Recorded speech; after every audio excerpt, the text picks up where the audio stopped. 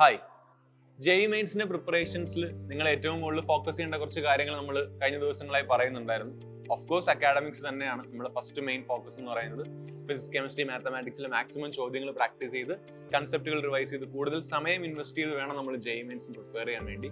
അതിന്റെ കൂടെ നമ്മൾ പറഞ്ഞ മറ്റൊരു കാര്യം ഇതിൽ ഇൻവോൾവ് ചെയ്യുന്ന യൂണിവേഴ്സിറ്റീസിന്റെ കാര്യമായിരുന്നു. അതായത് നിങ്ങൾ ഏതൊക്കെ സെന്ററുകളിലാണ് അല്ലെങ്കിൽ ഏതൊക്കെ യൂണിവേഴ്സിറ്റീസിലാണ് ഏതൊക്കെ നല്ല പ്ലേസ്മെന്റുകളുള്ള സ്ഥലങ്ങളിലേക്കാണ് ശരിക്കും ജെഇ മെയിൻസ് വഴി നിങ്ങൾക്ക് കയറാൻ പറ്റുക എന്നുള്ളൊരു കാര്യത്തിൽ നിങ്ങൾ പ്രോപ്പറായിട്ട് റിസർച്ച് എത്തണം എന്നുള്ളത്.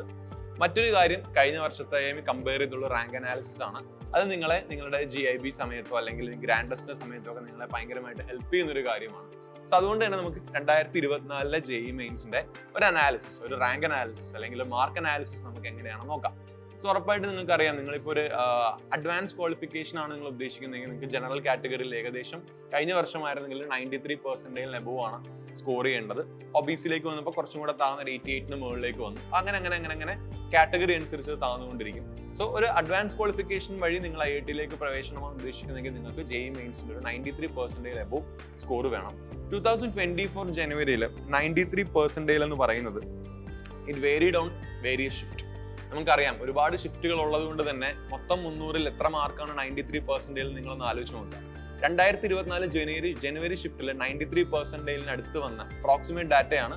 ആ വാല്യൂസ് ഞാൻ ജസ്റ്റ് ഒന്ന് പറയാം. അതിലൊന്ന് എന്ന് പറയുന്നത് ശരിക്കും പല ഷിഫ്റ്റുകളുടെ വാല്യൂ ഉണ്ട്, എന്നാലും നമുക്ക് പറയാം ഏകദേശം ഒരു 115 മാർക്കിനടുത്താണ് ശരിക്കും ഈ 93% എന്ന് പറഞ്ഞ ആ ഒരു വാല്യൂ. നിങ്ങൾക്ക് മെയിൻസിന് ക്വാളിഫിക്കേഷൻ കിട്ടുന്ന രീതിയിലൊരു പെർസെൻറ്റേജ് സ്കോർ നിങ്ങൾക്ക് വേണമെങ്കിൽ ആ ഒരു റേഞ്ചിലെ മുകളിലേക്ക് നിങ്ങൾക്ക് എന്ത് ചെയ്യാം, സ്കോർ ചെയ്യണം. പക്ഷെ കഴിഞ്ഞതിന്റെ മുമ്പത്തെ വർഷങ്ങളുമായി കമ്പയർ ചെയ്യുമ്പോൾ കുറച്ചും കൂടെ കോമ്പറ്റീഷൻ കൂടിയ ഒരു വർഷമായിരുന്നു.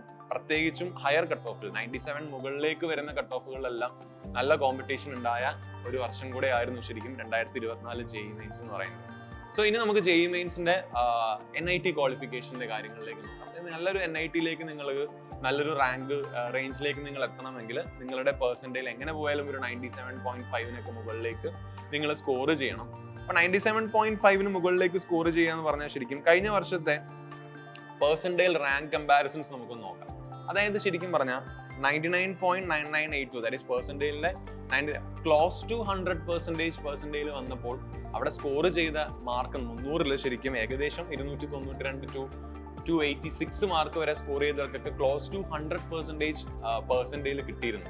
അതാണ് ഏറ്റവും ടോപ്പ് 20-ലൊക്കെ വരുന്ന വിദ്യാർത്ഥികൾ എന്ന് പറയുന്നത്. പിന്നെ ഒരു 280 284 സ്കോർ ചെയ്തവരും ക്ലോസ് ടു 100% തന്നെയാണ്. റാങ്ക് റേഞ്ച് വരുന്നത് ഒരു 50-ൽ താഴെ റാങ്ക് റേഞ്ച് വരുന്നവരായിരുന്നു. അങ്ങനെ താഴേക്ക് വന്നു കഴിഞ്ഞാൽ 99.9 ദാറ്റ് ഈസ് 34% വരെ വന്നിട്ടുള്ളവരുടെ സ്കോർ റേഞ്ച് എന്ന് പറയുന്നത് ഏകദേശം 175-നും 188-നുമായിരുന്നു. So you have to score 99.9% അടുത്ത്. അങ്ങനെയാണെങ്കിൽ നിങ്ങളുടെ ഷിഫ്റ്റിലെ 2 ഷിഫ്റ്റിലെയും ഏറ്റവും ബെസ്റ്റ് മാർക്ക് അതൊന്ന് പറയുന്നത് എങ്ങനെ പോയാലും ഒരു 300-ൽ ഒരു 175-ന് മുകളിൽ ആയിരിക്കണം. അങ്ങനെ ഇംപ്രൂവ് ചെയ്യുന്ന രീതിയിൽ വേണം നിങ്ങൾ GIBസും CBT എക്സാംസും മോക്ക് ടെസ്റ്റുകളും ഗ്രാൻഡ് ടെസ്റ്റുകളും ഒക്കെ എഴുതുമ്പോൾ നിങ്ങൾ ഏറ്റവും കൂടുതൽ ഫോക്കസ് ചെയ്യേണ്ടതും your marks are improving above 200 is very well. അപ്പൊ അതിലേക്ക് എത്താൻ ശ്രമിക്കുക എന്നുള്ളതാണ് ശരിക്കും നിങ്ങൾ നോക്കണം. അപ്പൊ നമ്മളെ സംബന്ധിച്ചിടത്തോളം 300-ൽ പകുതി മാർക്ക് വാങ്ങിച്ചാൽ തന്നെ ചില ഷിഫ്റ്റുകളിൽ നമുക്ക് എന്ത് ചെയ്യുന്നുണ്ട് 99% അവാർഡ് ചെയ്യുന്ന ഒരു അവസ്ഥ വന്നിട്ടുണ്ട്. ശരിക്കും പറഞ്ഞാൽ നമ്മൾ ഫോക്കസ് ചെയ്യേണ്ട ഒരു ഐഡിയ ശരിക്കും ഈ ഒരു മാർക്ക് റേഞ്ചിലൂടെ നമുക്ക് കിട്ടുകയാണ്. ഇപ്പൊ 98% ഒരു പരിധി വരിക എന്ന് പറഞ്ഞാൽ ശരിക്കും അത് സ്കോർ വന്നിരിക്കുന്നത് 150-ക്കും 170-ക്കും ഇടയിലാണ്. 150-170 ഇടയിലാണ് 98% വന്നിട്ടുള്ളത്. പക്ഷെ അവിടെ നിങ്ങൾ ശ്രദ്ധിക്കേണ്ട മറ്റൊരു കാര്യമുണ്ട്. 99.3% വന്നവരുടെ റാങ്ക് റേഞ്ച് ശരിക്കും ഓൾ ഇന്ത്യ റാങ്ക് 7K ആണ്. 7Kക്കും 10Kക്കും 7000-നും 10,000-നും ഇടയിലാണ് ശരിക്കും അവിടെ റാങ്ക് റേഞ്ച് വന്നിട്ടുള്ളത്. അപ്പൊ റാങ്ക് റേഞ്ചിലും അതേപോലെ തന്നെ കണ്ടോ, അതാണ് ഞാൻ പറഞ്ഞ നമ്മൾ ഫസ്റ്റ് റാങ്ക് തൊട്ട് 99.3% വരെയുള്ള റാങ്ക് റേഞ്ച് നോക്കിയപ്പോൾ തന്നെ ഫസ്റ്റ് 10Kയിലാണ് വന്നിട്ടുള്ളത്. 98 എന്ന് പറയുമ്പോൾ 10Kയിലും താഴെ ആയിരിക്കും വരിക.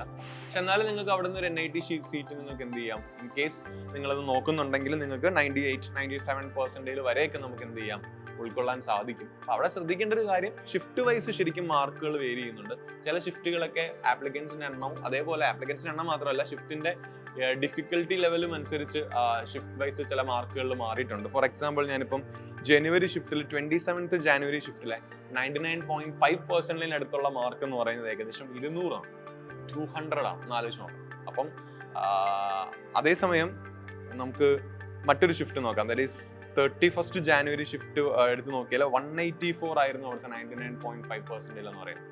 സിമിലർലി ഒരു 99.4 ദാറ്റ് ഈസ് 99% അടുത്തേക്ക് സ്കോർ ചെയ്തേക്കുന്ന ജനുവരി സമയത്ത് നമുക്ക് ഏകദേശം ടോപ്പായിട്ട് വന്നിരിക്കുന്ന മാർക്ക് 190 ആണ്.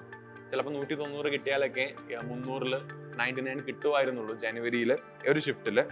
അതേപോലെ തന്നെ 165 മാർക്കിനും 99% കിട്ടിയ ഇതുമുണ്ട്. അപ്പോൾ ഷിഫ്റ്റ് ഡിഫിക്കൽട്ടി അനുസരിച്ച് ഇത് മാറുമെങ്കിൽ പോലും ആ ഒരു രീതിയിൽ നിങ്ങൾ മാർക്കുകൾ ബാലൻസ് ചെയ്യാൻ ശ്രമിക്കുക. ഇനിയിപ്പോൾ പ്രാക്ടീസ് ചെയ്യുന്ന സമയത്തും മാർക്കുകൾ അങ്ങനെ തന്നെ ബാലൻസ് ചെയ്ത് കൊണ്ടുപോയാൽ മാത്രമേ നമുക്ക് നല്ലൊരു പെർസെൻറ്റേജിലേക്കും ആ ഒരു കോമ്പറ്റീഷനെ നമുക്ക് എന്ത് ചെയ്യാൻ പറ്റത്തുള്ളൂ, ഒന്ന് ഉൾക്കൊണ്ട് നല്ലൊരു NITസിലേക്കും കയറാൻ പറ്റത്തുള്ളൂ. അപ്പോൾ JEE മെയിൻസിന്റെ ഏറ്റവും വലിയ ഗുണവും ഇത് തന്നെയാണ്. നിങ്ങൾക്ക് ഉറപ്പായിട്ടും നിങ്ങൾ നല്ല രീതിയിൽ വർക്ക് ചെയ്താൽ നല്ലൊരു നാഷണൽ ഇൻസ്റ്റിറ്റ്യൂട്ടിൽ നിങ്ങൾക്ക് പഠിക്കാൻ സാധിക്കും.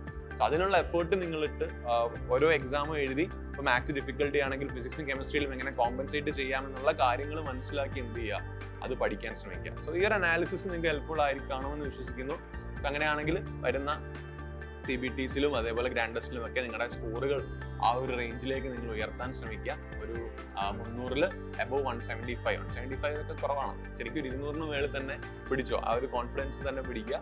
അപ്പോൾ നമുക്ക് സേഫ് ആയിട്ട് 175 നമുക്ക് സേഫ്റ്റി ആയിട്ട് നമുക്ക് എന്ത് ചെയ്യാം, മാറ്റി വയ്ക്കാം. വെറുതെ പിടിക്കാന്നല്ല പറയുന്നത്, മാക്സിമം റിവൈസ് ചെയ്ത് പ്രാക്ടീസ് ചെയ്ത് കൂടുതൽ ചോദ്യങ്ങൾ പ്രാക്ടീസ് ചെയ്തും കൂടുതൽ സമയം ഇൻവെസ്റ്റ് ചെയ്തും എന്ത് ചെയ്യുക, റെഡിയാക്കുക. സോ ഇത്രയേ ഉള്ളൂ. Thank you so much. All the very best.